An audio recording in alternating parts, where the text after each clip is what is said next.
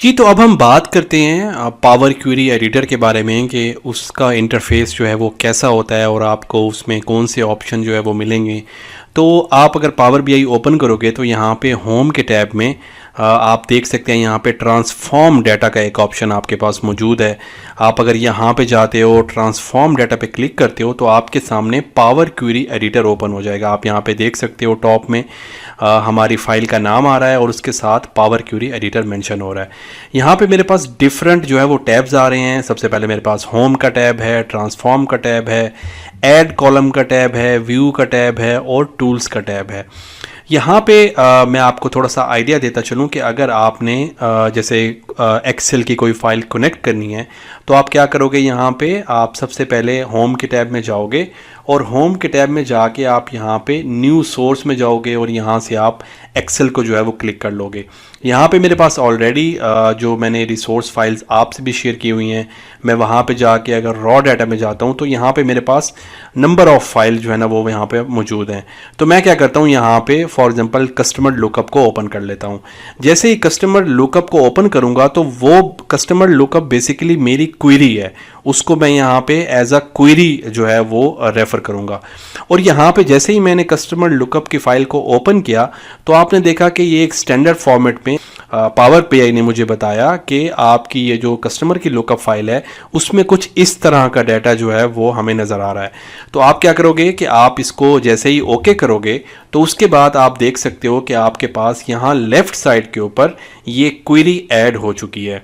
इसका मतलब है कि आप जितने भी टेबल्स ऐड करोगे तो वो टेबल्स आपके जो क्वेरी आप उनको बोलते हो वो आपकी लेफ़्ट साइड पे ऐड होती जाएंगी।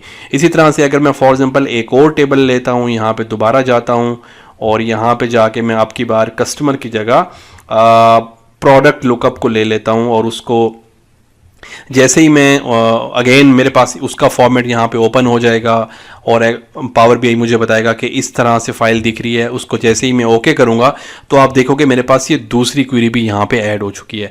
तो अगर हम ब्रीफली इंटरफेस के बारे में बात करें तो यहाँ पे आप देख सकते हो ये एक आपके पास फार्मूला बार भी यहाँ पे ओपन हो चुका है।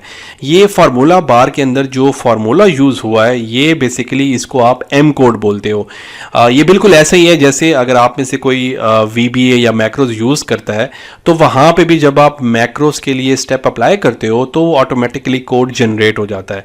इसी तरह से आप यहाँ पे भी जैसे ही क्वेरी ऐड करते हो या फंक्शन परफॉर्म करते हो तो ऑटोमेटिकली यहाँ पे एम कोड जो है वो जनरेट हो जाता है। लेकिन आपको बिल्कुल भी परेशान होने की ज़रूरत नहीं है क्योंकि एम कोड से रिलेटेड जो है वो आपको बिल्कुल भी जानने की ज़रूरत नहीं है फ़िलहाल इस कोर्स के लिए। तो आप इसको इग्नोर कर सकते हैं, लेकिन जस्ट आपके नॉलेज के लिए कि ये फार्मूला बार में यहाँ पे जो कोड है उसको हम एम कोड बोलते हैं।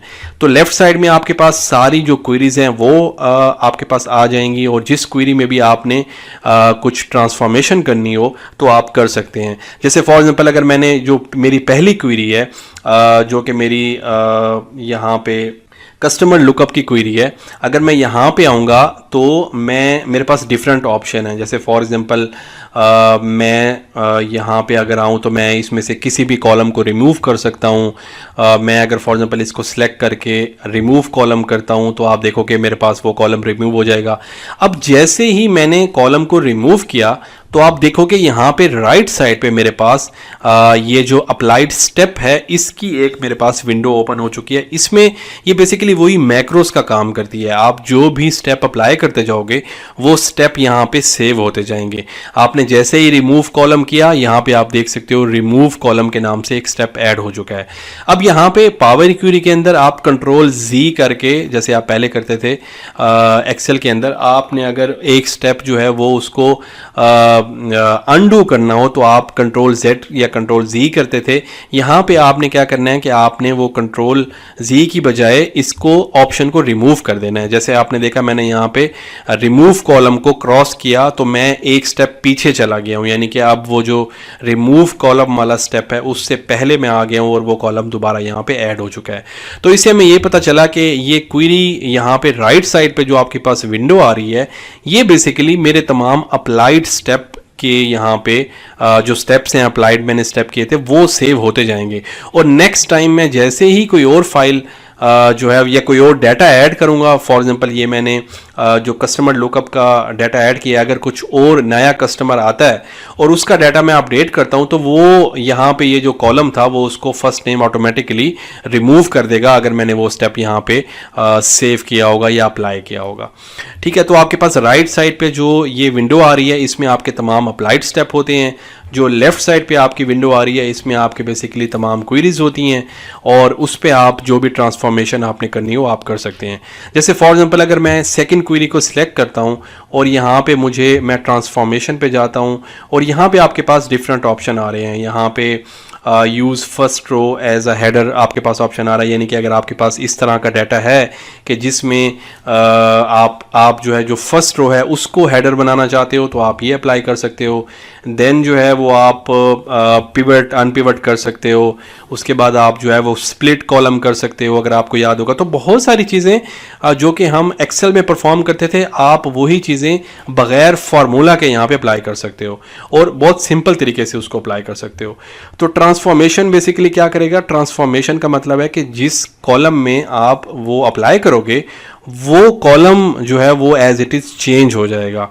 और ऐड कॉलम का मतलब है कि अगर आप कोई स्टेप परफॉर्म करोगे तो वो वाला कॉलम चेंज नहीं होगा बल्कि एक एडिशनल कॉलम ऐड होगा उस नई चेंजेस के साथ।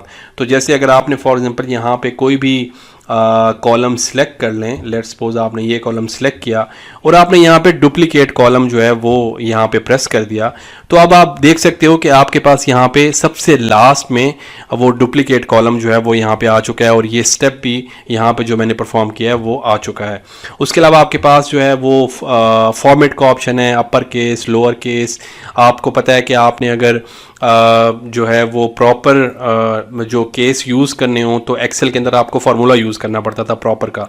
तो यहाँ पे आपको जस्ट जो है वो सिंगल क्लिक पे आपको जो भी आपकी रिक्वायरमेंट होगी उसके हिसाब से आपको डाटा जो है वो अवेलेबल हो जाएगा।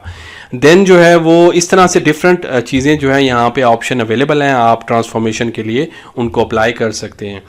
उसके बाद जो है वो आपके पास यहाँ पे व्यू का ऑप्शन भी आ रहा है, टूल्स का ऑप्शन भी आ रहा है। तो इन तमाम ऑप्शंस के बारे में जहाँ जहाँ पे भी हमारे इस कोर्स के लिए रेलिवेंट होगा वो आपके साथ मैं जो है वो डिस्कस कर लूँगा।